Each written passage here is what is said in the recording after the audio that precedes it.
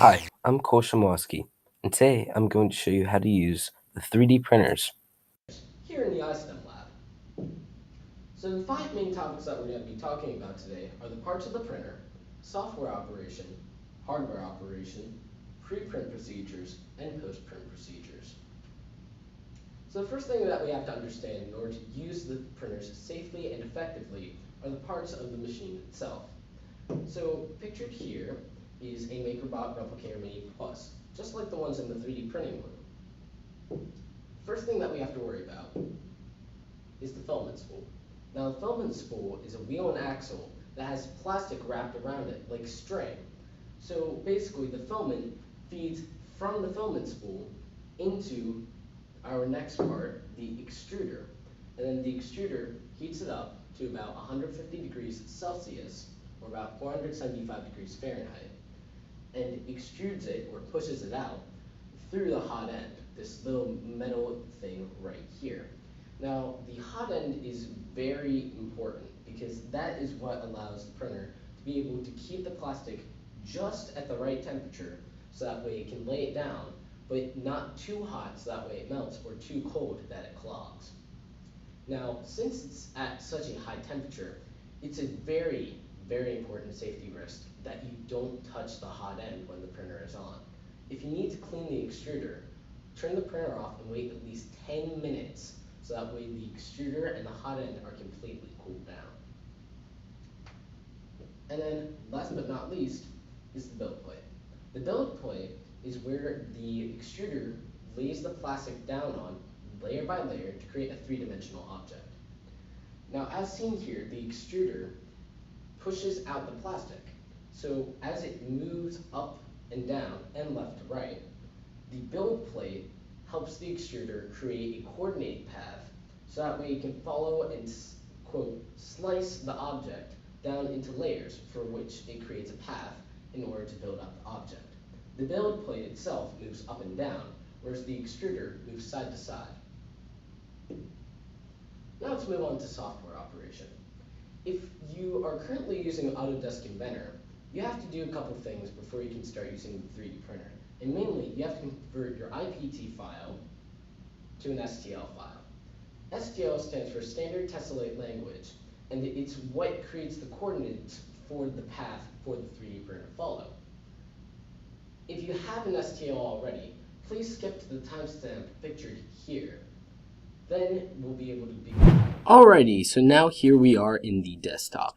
The first thing that we're going to do is we're going to click Start and open Autodesk Inventor. Now, while Autodesk loads, I'm going to explain to you how STL files work.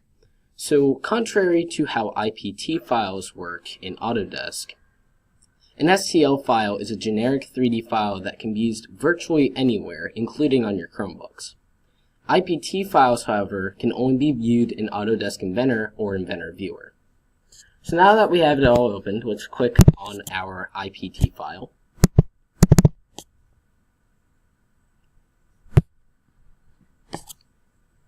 That's going to take a second to load. Alrighty, so here we are, and we have our IPT file. So for this example, we're going to be using an O from the Tic-Tac-Toe project. Now, what we're going to start out with is we're going to click on File, and we're going to click Export. Now that we're there, we can click CAD Format. And before we save this, we have to change it from a .dwg file to an STL file. Once we have it like this, we might want to give it a new name, such as simply o.stl. And now that we have that, we're going to take a flash drive like this and put it into our computer.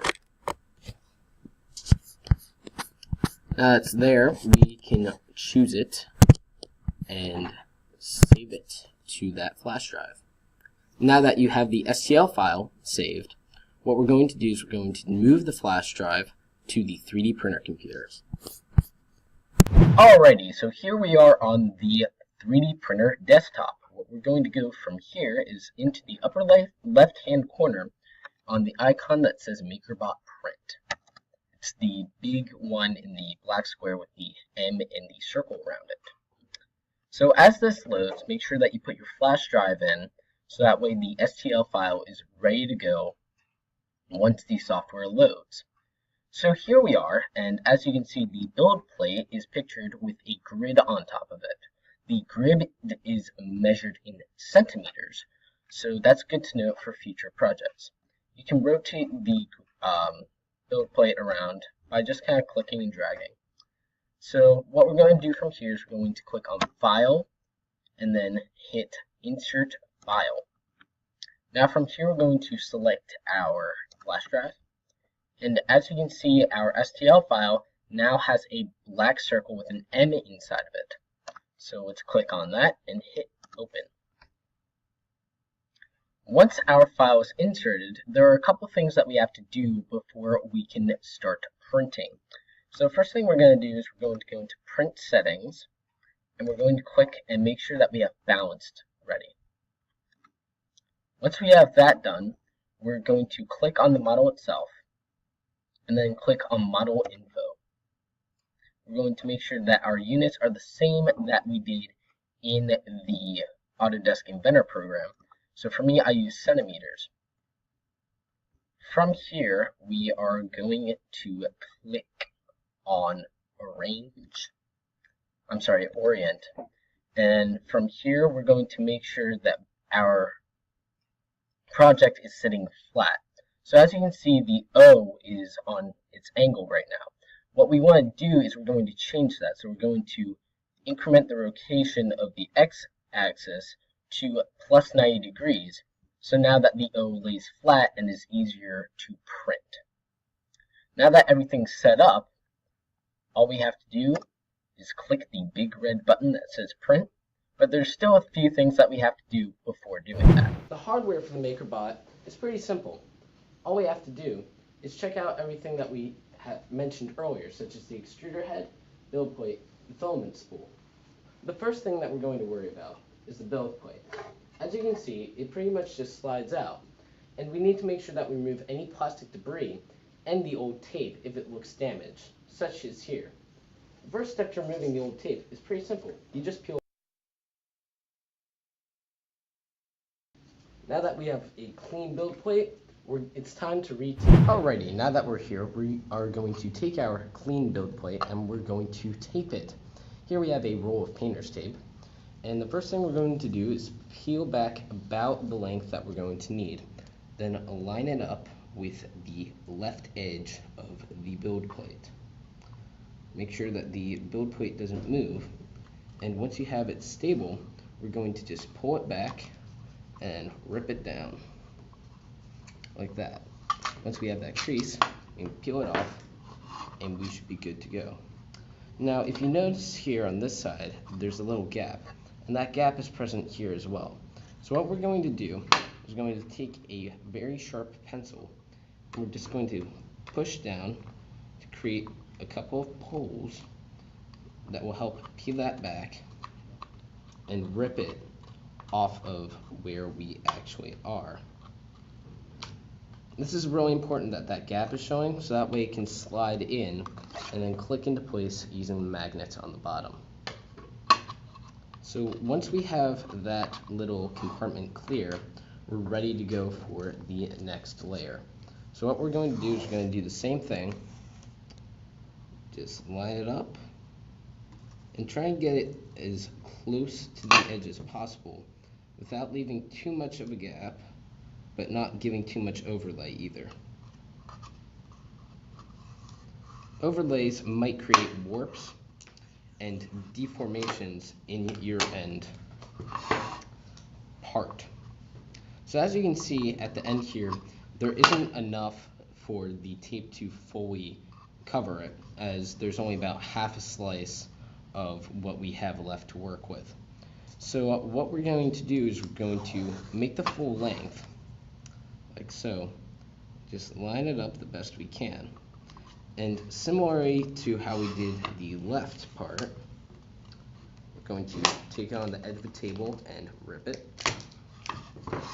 And once we have it like that, what we're going to do is we're going to press it down make sure that we get that little thing there, and then we're going to cut it like we did the last time with the pencil.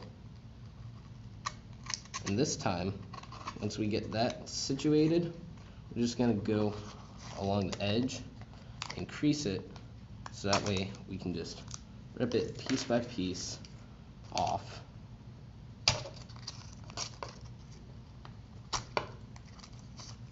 Until we get a fully clean build plate.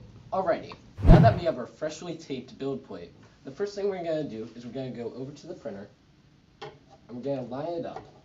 You should feel the first magnet click into place, and then we're just going to push it in until it automatically snaps. The next thing that we're going to do is we're going to clean our extruder head. Cleaning the extruder is pretty easy. All you have to do is look and see if there's any debris on the metal piece. If there is, make sure that you turn off the printer and wait at least 10 minutes before touching it. It'll be very hot before then. Now that we have our build plate taped and the extruder head clean, we're ready to print. All we have to do is click the button here that says print. As soon as that happens, the printer will start to come to life and will begin calibrating itself. When the build plate begins to rise, it's going to get ready to print. Make sure that you monitor the print for at least 5 minutes before leaving the room.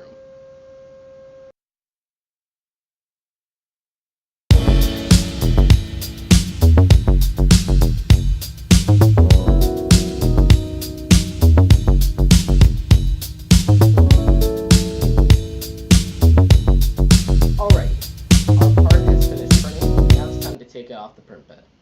So the first thing that we're going to do is we're going to make sure that we turn the printer off. So we're going to do that by flicking the switch. As you can see, the computer detects that the printer is detached and stopped making noise, and all lights are turned off. Now that we have that done, what we're going to do is we're going to take either our left or right hand, put it under, curl it up, and pull out the build plate.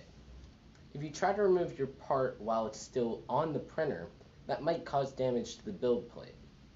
So once we have it done, we're going to remove any plastic scraps, and then we're going to take off our part. If your part is taking a lot of effort to take it off, try peeling up the tape so that way it comes up with it. Now that we have our part, you'll notice that there's a little bit of a plastic layer. That's called a brim. It keeps it from warping even if there's malformities on the build plate itself. In order to get your part, just put your fingernail underneath the little section between the brim and the part, and you can hear it kind of snapping. It'll come clean off. And that's our finished part.